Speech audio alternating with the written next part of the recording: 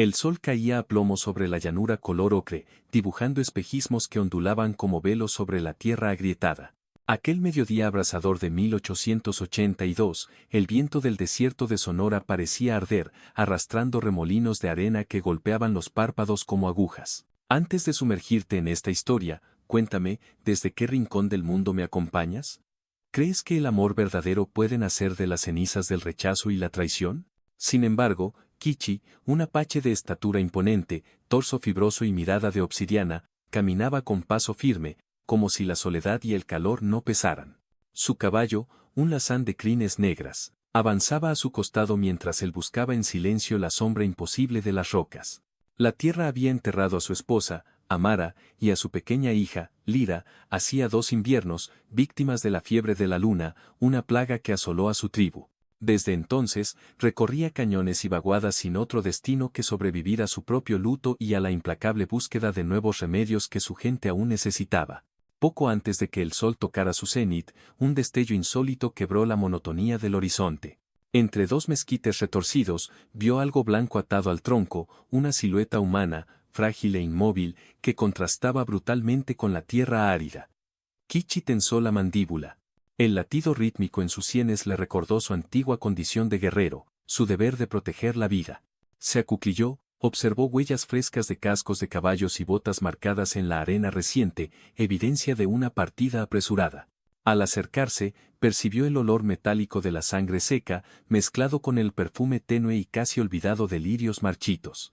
Una mujer, vestida con un hábito monacal de lino grueso, el velo rasgado y los brazos lacerados por gruesas sogas que se hundían en su piel. Parecía un pájaro atrapado en pleno vuelo, sus alas rotas. Hermana, susurró Kichi con voz áspera por la falta de uso, casi un rugido en la quietud del desierto. ¿Está viva? Los labios de la desconocida se movieron apenas, un débil murmullo. Sus ojos, grandes y del color de la miel, buscaron el rostro que se perfilaba bajo la sombra del sombrero apache. Alcanzaron a emitir un hilo de aire, una súplica apenas audible: ayúdeme, por favor. Con 3 cortes limpios y precisos, liberó sus muñecas y tobillos.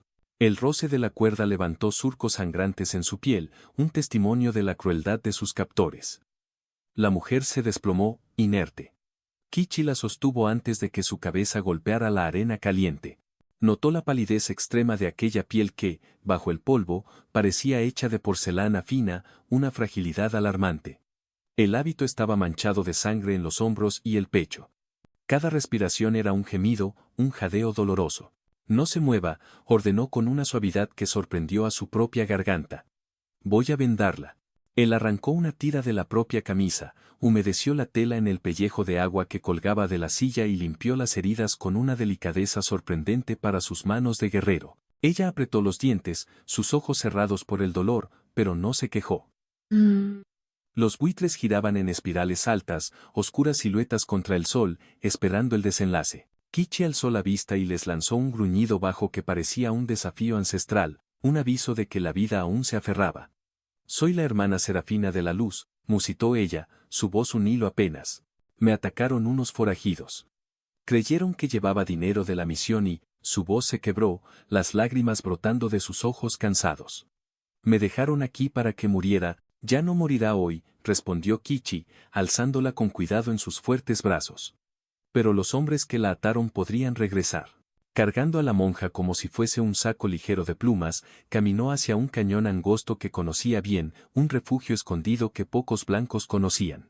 Allí, entre rocas color carmín que parecían sangrar con el sol poniente, brotaba una surgencia diminuta, agua fresca filtrada por la montaña, un verdadero milagro en el desierto. A la sombra interior instaló un pequeño campamento, encendió un fuego discreto y preparó una infusión de hoja de gobernadora, el té del coyote, para desinfectar las heridas y calmar el dolor. La noche llegó con un cielo inmenso, tachonado de estrellas que parecían diamantes esparcidos sobre un terciopelo negro. El viento se había vuelto un murmullo frío que penetraba los huesos. La herida de la hermana sangraba menos, pero su fiebre subía, su piel ardiendo al tacto. Kichi le humedeció la frente con el paño frío y la hizo beber sorbos cortos de agua y la infusión amarga. ¿Dónde queda su misión?, preguntó mientras le acomodaba el velo rasgado para taparle los hombros, un gesto de pudor y protección. ¿Y por qué viajaba sola? Misión Santa Clara, a 3 jornadas rumbo a Poniente, respondió, aún temblorosa, su voz débil. Viajaba con el padre Anselmo y 2 novicias. Nos interceptaron cerca del arroyo del Caimán. No sé qué les hicieron a los demás. Sus ojos se llenaron de lágrimas que la fiebre no dejó caer, suspendidas en el borde de sus párpados. Kichi sintió un pinchazo en el pecho, la misma impotencia que lo torturaba cuando recordaba el cuerpo inerte de Amara, su esposa, y Lira, entre cenizas humeantes tras el ataque de la fiebre de la luna. Mañana al alba la llevaré a un lugar seguro, aseguró, y añadió en voz apenas audible, un juramento a sus muertos. Lo juro por los huesos de mi mujer y mi hija. El alba se anunció con una franja rosada en el horizonte, tiñendo las nubes de colores pastel. Kichi reunió sus pocas pertenencias, envolvió a Serafina en una manta tejida con fibras de yuca, suave y cálida, y la montó tras sí, sosteniéndola con firmeza, a sus cuerpos unidos por la necesidad y la confianza. Emprendieron el rumbo oeste. La llanura parecía infinita, y el calor reaparecía sin clemencia, envolviéndolos en un abrazo ardiente. A media mañana, Serafina abrió los ojos más claros que la víspera y cargados de una curiosidad renovada. Usted habla español con acento diferente, observó, aferrada a su cintura, sus manos pequeñas sobre su abdomen fuerte. Aprendí en una escuela de misión cuando era un niño cautivo, contestó él sin volver la cabeza, su voz un eco de un pasado doloroso. Más tarde regresé a mi gente, pero las lenguas no se olvidan. La palabra cautivo quedó suspendida entre ambos como un presagio, una sombra que se cernía sobre sus pasados. Cabalgaron en silencio otro trecho. El único sonido era el de los cascos sobre la arena endurecida, hasta que Serafina preguntó: ¿por qué viaja solo? ¿No teme a los bandidos o a los soldados? Lo que más temía ya sucedió, repuso él, su voz grave.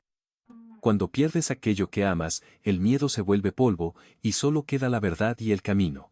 Hubo un minuto en que solo se oyeron los cascos sobre la arena endurecida y el ulular del viento. Entonces, una forma oscura se recortó en el camino distante. Un caballo muerto, la silla puesta, un rastro sanguinolento. Kichi desmontó, examinó el entorno con la agudeza de un cazador.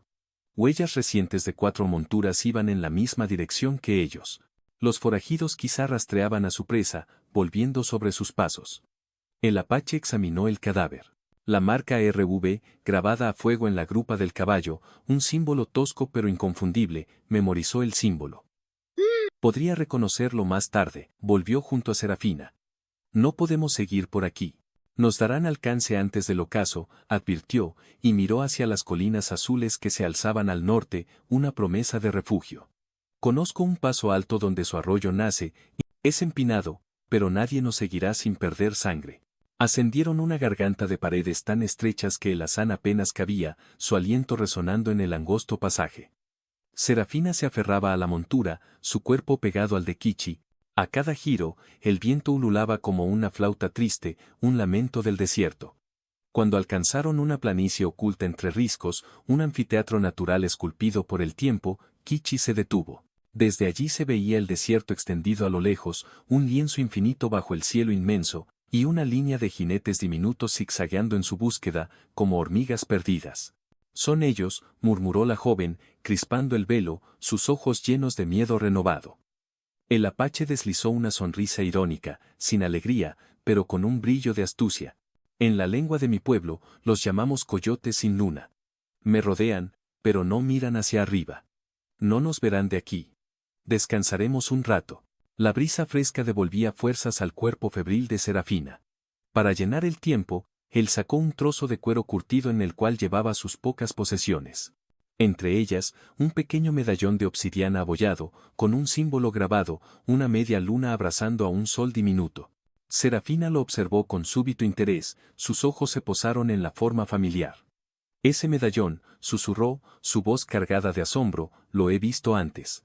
Kichi acarició la pieza con el pulgar. El gesto era casi reverencial, una conexión con un pasado sagrado. Perteneció a mi esposa, explicó, su voz suave. Se lo dieron unos misioneros cuando ella era una niña y la instruyeron en la fe cristiana. Lo llevaba al cuello la noche que la perdí. Solo encontré esto entre las cenizas. La joven inspiró hondo, un jadeo audible. Sus pupilas se dilataron como si el aire se hubiera vuelto escaso, una revelación golpeándola con fuerza. Hermano, balbuceó, su voz temblorosa, debo contarle algo que nunca creí decirle a un extraño. Kichi frunció el ceño, una señal de atención y paciencia. Antes de que ella pudiera continuar, un disparo retumbó abajo en la garganta del cañón. El eco se multiplicó entre las rocas, un sonido ominoso. Ni la bala ni el humo se veían. Pero el mensaje era claro. Los bandidos habían descubierto sus propias trampas, una fogata improvisada con mantas y ramas secas que el apache dejó como señuelo, y comprendían que la presa se les escapaba. El lobo herido muerde con más rabia, murmuró Kichi. Debemos movernos, dijo, su voz urgente. Diga lo que tenga que decir mientras cabalgamos. Serafina apretó los labios, una decisión tomada. Asintió. Mientras descendían por el otro lado de la meseta, siguió hablando, su voz temblorosa, pero sin perder claridad. No soy exactamente lo que parece. Sí, pertenezco a una orden. Era novicia. Mis votos definitivos llegarían el próximo invierno. Pero antes de entrar a la vida religiosa, tenía un nombre diferente. Elara Montiel. Mi padre era un hacendado con grandes propiedades de algodón cerca de Jalisco. Un día desapareció en una expedición. Mi madre murió al año siguiente, y mi tutor, mi tío, arregló mi entrada al convento, quizá para protegerme o para quedarse con todo. Yo acepté el hábito como refugio, como un escondite del mundo. Kichi escuchaba sin girar la cabeza, atento al terreno, cada nervio alerta. Elara prosiguió. Hace 2 semanas, recibí un paquete anónimo. Contenía una carta de mi padre escrita el año pasado y la mitad de un medallón de obsidiana con un sol y una luna, idéntico al suyo. Extendió la mano y sacó de entre las ropas, de un bolsillo oculto, otra pieza mellada, romboide, que encajaba perfectamente con el borde irregular del amuleto del apache. Decía que la otra mitad estaba en poder de una persona muy especial que podía ayudarme. Él la llamó Amara, flor del desierto. El aliento de Kichi se cortó. Por un instante, el caballo pareció sentir el estremecimiento de su jinete y sacudió la crin. Amara era mi esposa, murmuró, incrédulo. Mi tribu la llamó así cuando la encontraron niña, sola cerca del viejo camino real, con una medalla en la mano. Tu pueblo nunca la reclamó. Pensaron que había muerto entre bandidos, en una incursión, pero mi padre siempre tuvo la certeza de que no era hija de nuestra sangre. Elara, o Serafina, deslizó los dedos sobre la mitad que poseía él. Chispas de luz se reflejaron mientras ambas piezas encajaban, soldadas por el destino, por un misterio que se revelaba. Entonces ustedes, mi tío, de algún modo, balbuceó Elara. Y ambos somos herederos de un secreto que alguien no quería que se revelara. Quizá por eso yo terminé atada al tronco. Y mi esposa carbonizada, añadió Kichi con voz grave, el dolor transformándose en rabia fría. Quienquiera que esté detrás de esto, no dudó en matar. Durante un segundo, el rumor del viento fue lo único real. El mundo entero pareció contener la respiración. Mas el eco de cascos y voces distantes rompió el hechizo. Nos persiguen todavía. Elara guardó la medalla completa entre sus manos, su calor reconfortante. ¿Qué haremos? Primero alejarnos, sentenció Kichi con determinación renovada. Luego buscaré respuestas. Has traído más que un amuleto. Has traído la última chispa de mi esposa y la verdad de un padre perdido. Galoparon hasta que el sol empezó a hundirse detrás de montañas púrpura, tiñendo el cielo de fuego. Llegaron a una arboleda de álamos donde el aire olía a agua subterránea, un oasis en la inmensidad árida. Allí, entre troncos plateados y hojas susurrantes, Kichi desmontó. Mientras buscaba leña menuda, Elara se sentó en una roca plana, sosteniendo el medallón completo en su regazo. Su voz, mezclada con la brisa, resonó como una plegaria, una confesión. No sé por qué las piezas no se unieron ni qué pretendía mi padre, pero sé que después de hoy ya no podré regresar a la misión, no mientras esos hombres sigan vivos. Mi vida ha cambiado. Kichi regresó con el fuego recién encendido, sus movimientos ágiles a pesar de la herida. Su silueta se recortaba solitaria y recia contra las llamas danzantes. En mi cultura, los muertos hablan a través de los símbolos, dijo. Tal vez tu padre y mi esposa nos piden que caminemos juntos, que completemos lo que ellos no pudieron. Elara lo miró a los ojos. Allí no vio odio, sino dolor templado en acero, una fuerza ancestral. Entonces ocurrió. Una luciérnaga solitaria iluminó el medallón, devolviendo un reflejo dorado que cubrió sus rostros. Fue un instante mínimo, pero ambos lo sintieron como un pacto silencioso, una promesa de destino. Un crujido de ramas los alertó. Entre la penumbra emergieron tres figuras armadas, sus siluetas recortadas contra la última luz del día. Eran los forajidos. Uno de ellos, el líder, llevaba la marca RV en la hebilla de su cinturón. Había una cicatriz fresca sobre su ojo izquierdo. Alcanzaron a ver el resplandor del fuego antes de apuntar sus rifles. La chispa de la luciérnaga se extinguió, y el temor volvió a latir, fuerte y frío. «Ahí están», gritó el de la hebilla. «Quiero a la monja viva, y al indio muerto». El disparo que siguió silbó sobre la cabeza de Elara y partió la corteza de un álamo. Kichi respondió con velocidad feroz. Arrojó al suelo una bolsita de polvo de chile seco que llevaba para emergencias. El viento levantó una nube ardiente que quemó los ojos de los atacantes. Gritos y blasfemias rasgaron el crepúsculo. «Corre», ordenó, empujando a Elara hacia la negrura del bosque. «Sigue la ribera del arroyo, busca la cueva que verás marcada con 2 piedras blancas». Ella obedeció, aferrando el medallón y la mitad del hábito rasgado para no tropezar. El río rumoroso la guiaba, sus aguas frías una promesa de dirección. Detrás, oyó silbidos, disparos que rebotaban en las rocas y el bramido de Kichi, que enfrentaba a los hombres cuerpo a cuerpo. Elara divisó la cueva apenas iluminada por la luna naciente, un refugio prometido. 2 cantos rodados, blanquísimos, flanqueaban la entrada como guardianes silenciosos. Se arrodilló dentro, con la espalda contra la pared helada, mientras contaba cada latido de su corazón, cada segundo que pasaba en la agonía de la espera. Minutos después, que se sintieron como horas, un silencio sepulcral envolvió el bosque. Temblaba, sin saber si su protector estaría vivo. De pronto, unos pasos firmes se acercaron. La sombra amplia del apache se definió sobre la boca de la cueva, un alivio que le inundó el alma. Cojeaba, con un rasguño en la ceja y la camisa desgarrada. Traía un rifle que no era suyo, trofeo arrebatado en la refriega, y en la otra mano, un pañuelo manchado de sangre ajena. «Solo quedan 2 hombres, huyeron al sur», anunció, sentándose pesado junto a ella, su cuerpo agotado. «Pero volverán con más». Elara dejó escapar un sollozo mezclado de miedo y alivio, sus lágrimas mojando la tierra. Kichi tomó su mano, quizá por primera vez sin la barrera de sus propios fantasmas, una conexión tácita. «Elara», pronunció el nombre real de la joven con voz ronca, una suave caricia. «La noche será larga. Tenemos que planear nuestro próximo paso, descubrir quién ordenó tu secuestro y la muerte de mi esposa. El medallón es la clave, y también el rastro de la traición». Ella asintió, secándose las lágrimas con el dorso de la mano entumecida por el frío. «Lo haremos juntos, Kichi. Hermano de mi alma. Es la voluntad de quienes ya no están, una deuda que debemos pagar». La brisa nocturna se coló en la cueva y apagó la llama del pequeño candil que ella mantenía con una chispa. En medio de la oscuridad, solo el latido combinado de 2 corazones marcaba el ritmo de un destino compartido. El amanecer aún estaba lejos, pero la alianza acababa de nacer con la solidez de la piedra. Ambos sabían que la verdad tendía raíces profundas en aquel medallón completo y que cada paso los acercaría no solo a la identidad del enemigo, sino a la revelación definitiva acerca de la sangre que los unía. La tensión era una cuerda tensada al máximo, lista para romperse o cantar. En la penumbra helada, Kichi apoyó la espalda contra la roca. El eco distante de un coyote se mezcló con sus pensamientos cargados de memoria, un canto melancólico. Mientras cerraba los ojos, murmuró para sí en su lengua natal, una plegaria de guerra y reconciliación, un lamento por los caídos y una promesa de justicia. Al otro lado, Elara, con la medalla apretada contra su pecho, recitó un Ave María, sus labios moviéndose en silencio. 2 mundos distintos, un mismo clamor de justicia.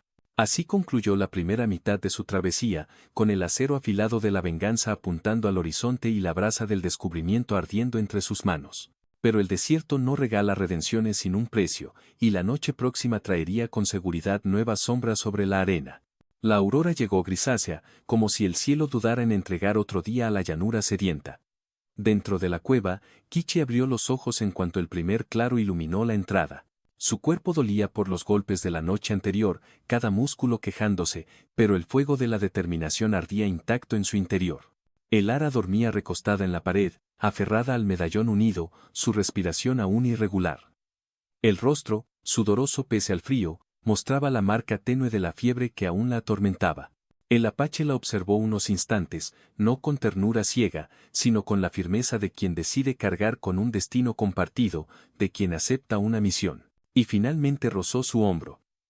«Debemos movernos, hermana», susurró. Ella parpadeó aturdida y compuso una sonrisa frágil que se convirtió en gesto serio al recordar la amenaza que pendía sobre ambos. Apartó el cabello del rostro, se persignó sin pensar, un viejo hábito, y asintió. Bajaron del promontorio antes de que el sol trepara las montañas.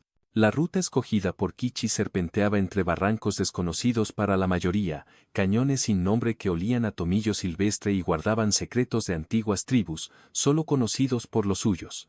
La meta era San Lázaro, un asentamiento minero a 2 jornadas donde podrían conseguir víveres y oír rumores. Allí, según las huellas descubiertas, negociaba sus botines la banda que los perseguía. La marcha fue dura. El azán resoplaba bajo el peso de los 2 cuerpos y la brecha escarpada. A media mañana, el ara se tambaleó y habría caído si Kichi no la sostuviera, su brazo fuerte un apoyo constante. En una zanja protegida del viento, él improvisó un vendaje nuevo con la última tira limpia de su camisa. Mientras lo hacía, notó sobre la clavícula de ella una mancha azulada, un moretón reciente en forma de herradura. ¿Te golpearon con la culata?, preguntó, conteniendo la ira que le hervía en la sangre. Sí, cuando me rehusé a decir dónde escondíamos las donaciones de la misión, respondió ella, bajando la mirada, un dolor renovado en su voz. Pero la señal no es lo peor. Le escuché decir a uno de ellos que su patrón quería cerrar todas las bocas que hablasen de la vieja mina escondida. Tú sabes qué significa eso, ¿verdad? Kichi le devolvió el medallón que había quitado para curarla, el peso de la obsidiana, fría y pesada en sus dedos. Significa que nos persiguen por lo mismo que unió estas piezas, confirmó, su voz grave. RB, el símbolo que viste, pertenece a Ramiro Vargas. Fue capataz de tu padre antes de desaparecer con sus hombres. Ahora dirige cuatreros y controla los pozos de plata, los tuyos. El ara sintió un escalofrío. El nombre la trajo de vuelta a una infancia de fiestas en la hacienda Montiel. Vargas, siempre vigilando tras las columnas, silencioso y sombrío, como una sombra. Ese hombre nos arrebató todo, murmuró, sus ojos encendidos. Si tiene que ver con Amara, pagará. Los ojos de Kichi brillaron con una luz feroz. No había odio sin mesura, era dolor cincelado en voluntad, una promesa inquebrantable. Primero respuestas, después fuego y sangre si hace falta, sentenció. Reanudaron la marcha hasta la tarde siguiente, cuando las chimeneas de San Lázaro aparecieron como estacas negras contra el cielo naranja, siluetas ominosas en el crepúsculo. El pueblo era un puñado de casas de madera, cantinas ruidosas y tiendas atestadas de mineros embarrados de polvo y sudor. Carros cargados de lingotes de plata circulaban custodiados por pistoleros mal encarados, sus miradas duras. Kichi cubrió su rostro bajo el ala del sombrero. El ara se cubrió con el velo que aún pendía, desgarrado, pero servía de disfraz. Entraron en la cantina el polvo de oro. El piano desafinado tocaba un vals melancólico mientras un vaquero ebrio cantaba a gritos. Al ver al apache, varios parroquianos fruncieron el ceño, susurros de prejuicio en el aire. Las leyendas sobre incursiones chiricahuas aún dolían en la memoria colectiva. Kichi no se inmutó. Tomó asiento en una mesa oscura con el ara a su lado y pidió 2 jarros de agua, no tenía dinero para whisky. Cuando el cantinero se acercó, Kichi deslizó una moneda de cobre y susurró, busco trabajo. Dicen que a Ramiro Vargas le urgen hombres para vigilar su próxima carga de plata. El hombre de bigote grasiento alzó una ceja poblada de interrogantes. ¿Un piel roja cuidando la plata de Vargas? Soltó una carcajada seca. Eso sería digno de ver, aunque últimamente contrata a cualquiera. Mañana al alba, recluta en su hacienda. Está 5 millas al sur tras el arroyo del murciélago. El ara inclinó la cabeza, su voz apenas un susurro. ¿Y el señor Vargas se deja ver? Viene cada jueves a supervisar las planillas, gruñó el cantinero, secándose las manos en su delantal sucio, pero no se acerquen demasiado. Trae guardaespaldas que disparan antes de preguntar. La conversación se cortó al irrumpir un tropel de hombres con pañuelos al cuello y espuelas relucientes, sus botas golpeando el suelo con estruendo. Uno de ellos lucía la hebilla RV, era el pistolero que Kichi había cegado con chile. El forajido, con la mirada hinchada de rabia, recorrió el salón y vio a el ara. Un destello de reconocimiento cruzó sus ojos lobunos. Tú, rugió, desenvainando el revólver. El disparo golpeó la mesa, astillándola, el sonido seco rebotando en el aire. El caos estalló. Vasos rompiéndose, gritos, músicos corriendo despavoridos.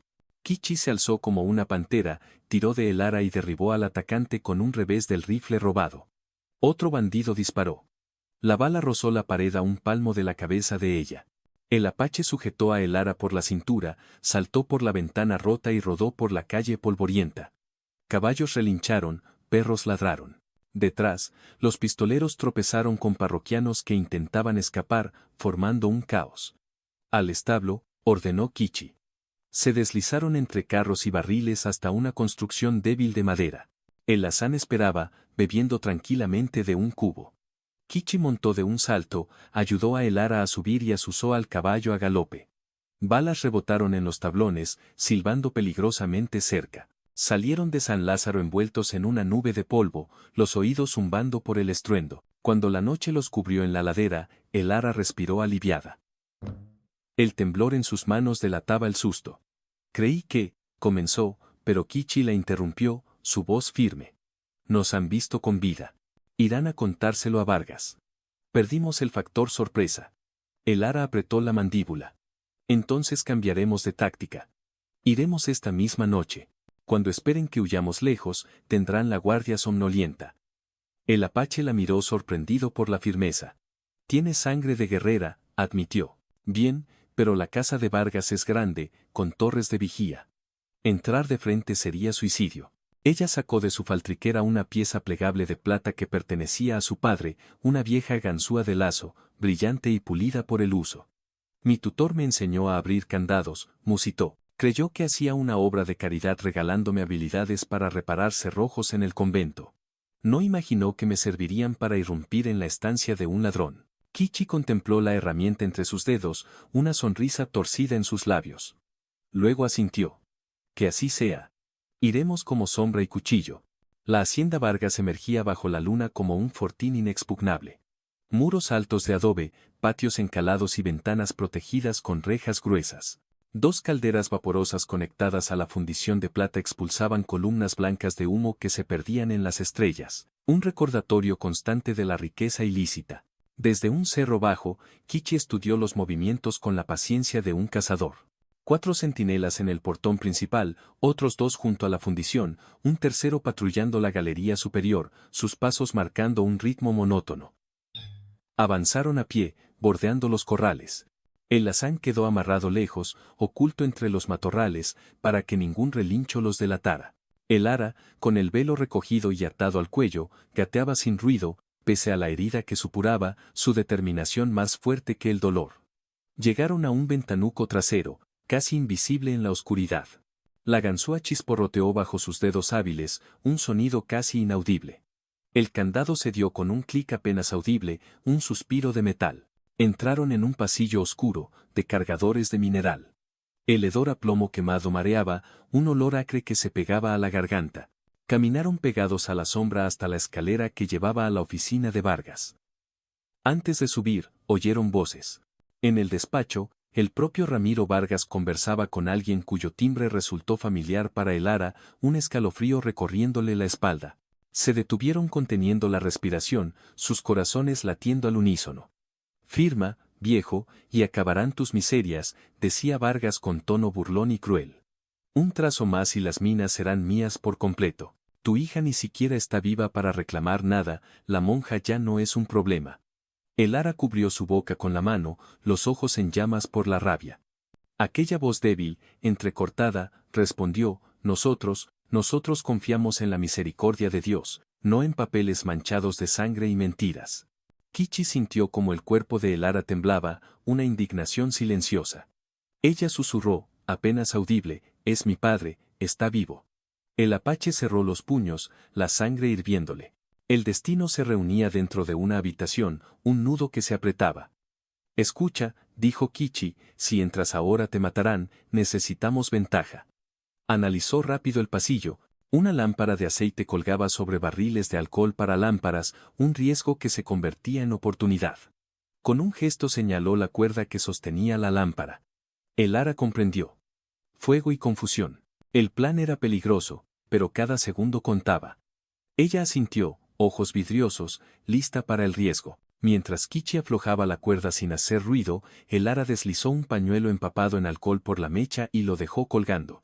Cuando el apache encendió un fósforo, el pequeño chasquido rompiendo el silencio, murmuró, a la voz de Ya, corre al balcón y entra por la ventana lateral. Yo iré por el frente. La cerilla chispeó prendiendo la mecha. Un chorro de llama subió veloz, una serpiente de fuego. Kichi empujó a el ara hacia la galería. El estallido fue seco, pero ensordecedor. La lámpara se desprendió, se estrelló sobre los barriles y una llamarada voraz recorrió el corredor. Los guardias gritaron, sus voces ahogadas por el fuego. El ara contuvo la respiración, avanzó entre humo acre y llegó a la ventana lateral. Forzó la cerradura con la ganzúa, que cedió en un instante, y se deslizó dentro, justo cuando Vargas abría la puerta principal para investigar la explosión. ¿Qué demonios? Masculló el bandido, tosiendo humo y maldiciones. En ese instante, Kichi irrumpió detrás de él, cuchillo en mano, una sombra letal. Lo desarmó con un golpe al antebrazo. La pistola cayó con un estruendo. Vargas giró furioso, pero se encontró con la hoja del cuchillo en la garganta. Esto es por Amara y por tu codicia, susurró el apache, su voz como el filo de la navaja. El ara se abalanzó sobre su padre, don Mateo Montiel, que yacía amarrado a una silla, casi irreconocible, barba crecida, rostro amoratado, sus ojos hundidos pero llenos de una luz frágil. Lágrimas rodaron silenciosas por las mejillas de el ara cuando cortó las cuerdas y lo abrazó con fuerza. Padre, estoy aquí. Don Mateo apenas sonrió, la voz rasposa por la sed y el maltrato. Mi pequeña, Dios te guió hasta mí. Detrás, Vargas se removía, pero Kichi lo mantuvo inmovilizado contra el escritorio, su cuchillo aún en su garganta. Sin embargo, un tercer hombre emergió del humo, el pistolero sobreviviente, revólver humeante en mano, sus ojos inyectados en sangre. Disparó. La bala impactó el hombro de Kichi, haciéndolo retroceder con un gruñido de dolor. Vargas aprovechó para zafarse y lanzó un puñetazo al rostro del apache, que cayó de rodillas. El ara gritó, se interpuso frente al pistolero, alzó un candelabro de plata como único escudo, un objeto tan frágil como su esperanza. El hombre rió, apuntó a su pecho, y un disparo resonó desde atrás. Don Mateo, tambaleante, sostenía la pistola caída de Vargas. La bala golpeó al pistolero en el brazo, desviando el tiro. El forajido chilló, el arma cayó. Kichi, pese al dolor, se lanzó y lo derribó, inmovilizándolo. Pero Vargas aún estaba libre. Tomó un rifle de la pared y apuntó a el ara, sus ojos resplandecían con un odio fanático. Basta, rugió. Esa mujer me costó demasiado esfuerzo. No permitiré que se me escape otra vez. El cañón del rifle resplandecía a la luz del incendio que consumía el pasillo, un infierno que los envolvía. Entonces Kichi, con el último aliento que le quedaba, arrojó el cuchillo. La hoja cortó el aire y se clavó con precisión en el antebrazo de Vargas. El rifle se desvió, disparando al techo. Un andamio se dio por la bala y se precipitó sobre el bandido, aplastándolo contra el escritorio con un crujido de madera y huesos.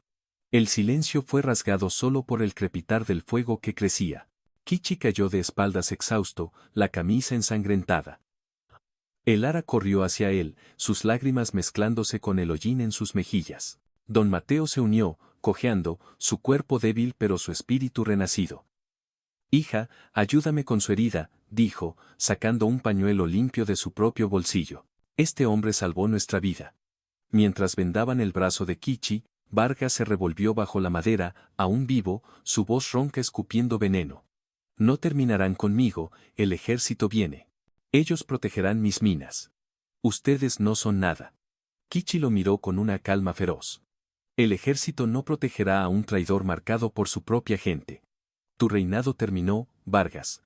El fuego rugía a su alrededor. El ara encendió una lámpara intacta, acercó la llama al charco de alcohol derramado alrededor del escritorio, un acto de juicio. Sus ojos, antes llenos de piedad, brillaban ahora con una resolución inquebrantable. Lo que robaste regresa hoy al polvo, declaró, y soltó la lámpara. La llamarada envolvió el sitio, consumiendo el despacho en un instante. Kichi, Mateo y ella salieron apoyándose mutuamente. Atravesaron el patio principal, donde los guardias, antes arrogantes, huían despavoridos ante el incendio descontrolado. Ninguno quiso enfrentárseles.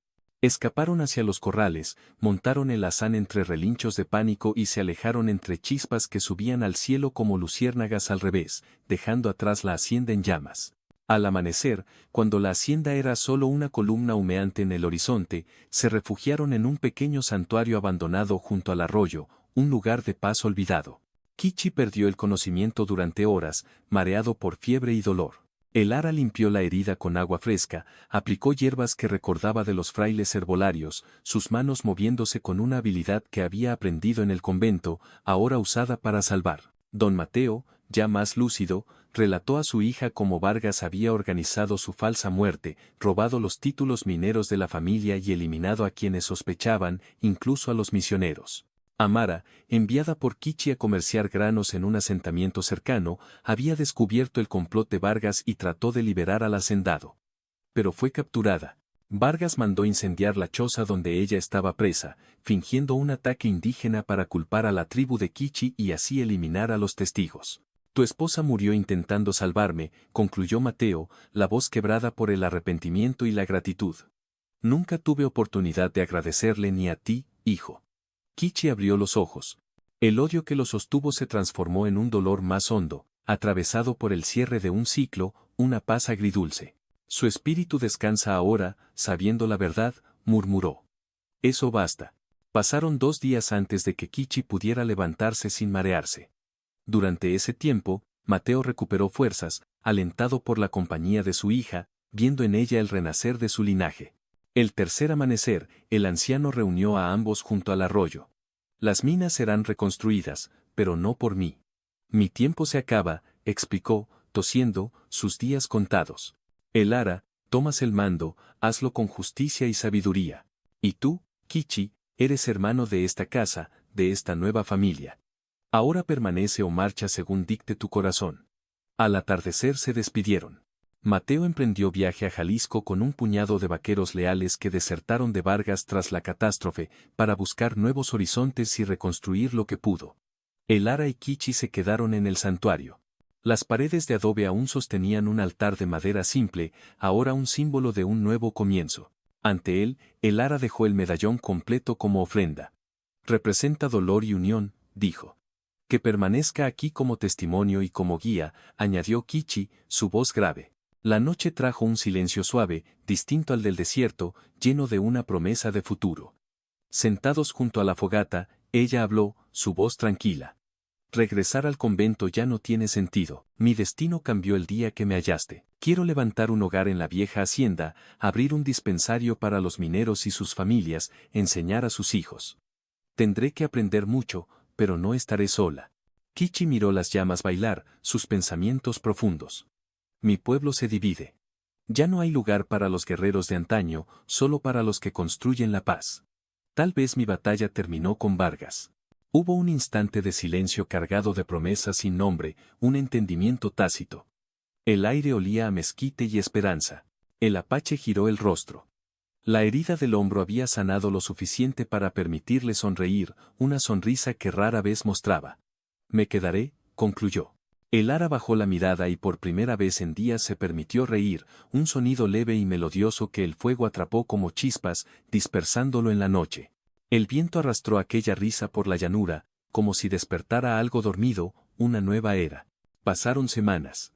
Bajo el brillo inclemente del sol, una caravana de mineros y familias enteras se instaló en la vieja hacienda Montiel.